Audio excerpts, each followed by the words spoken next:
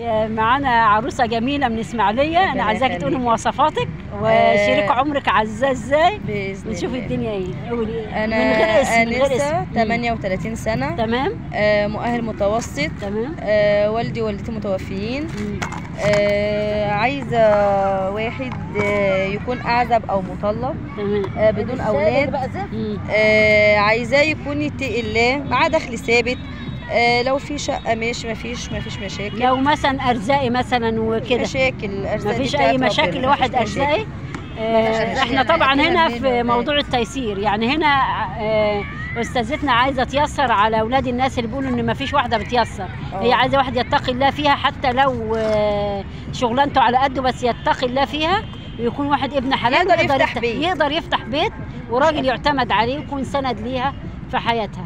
38 سنه، انسه من اسماعيليه، مؤهل متوسط، وهي حد مكافح قوي، يعني هي بتشتغل ويعني نافعه نفسها يعني. الحمد لله. طيب عندي كمان 43 سنه، موظفه، عندها بنتين، مطلقه. 43 سنه، موظفه، عندها بنتين، مطلقه، عايزه واحد ايه صفاته؟ يتقي الله فيها. يتقي الله فيها وياخد شقه جنب بناتها، يعني ما يعيش معاهم في قلب البيت، بس يقدر يفتح بيت ويفرش، مش يعيش على قفا الست يا جماعه، مش يعيش على قفا الست. عادي بس يكون في اسماعيليه، يكون في اسماعيليه، ما يقولش انها عندها سكن، يعني جنب بناتي، ممكن ياخد لها السكن. تمام.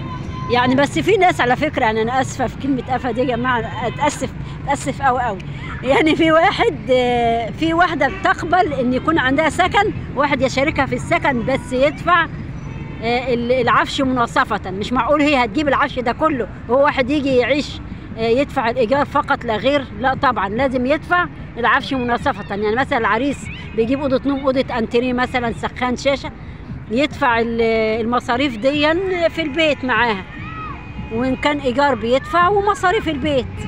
ممكن أقبل برضك وهي برضو في لو في تيسير برضو هيبقى في تيسير منهم.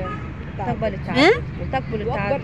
وتقبل التعدد، موظفة تقبل التعدد، بس يكون ظروفه كويسة ومن الإسماعيلية، ويكون قريب من شارع عبد الحكيم عامر، صح؟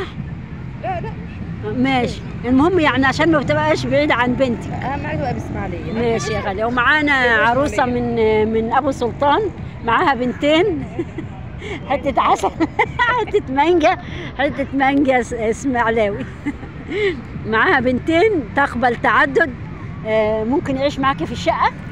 أنا أصلا قاعدة إيجار، هو المفروض يعني لا هو يجيب شقة إيجار عادي. هو يجيب شقة إيجار. طب أنت لو عندك العفش ممكن يدفع مناصفة معاك العفش؟ ممكن، ليه لا؟ طب تمام. المهم يراعي ربنا فيها وبناتي. أهم حاجة يراعي العفش ربنا كل حاجة بتروح وبتيجي، إلا فعلا الأخلاق، إلا فعلا يراعي ربنا.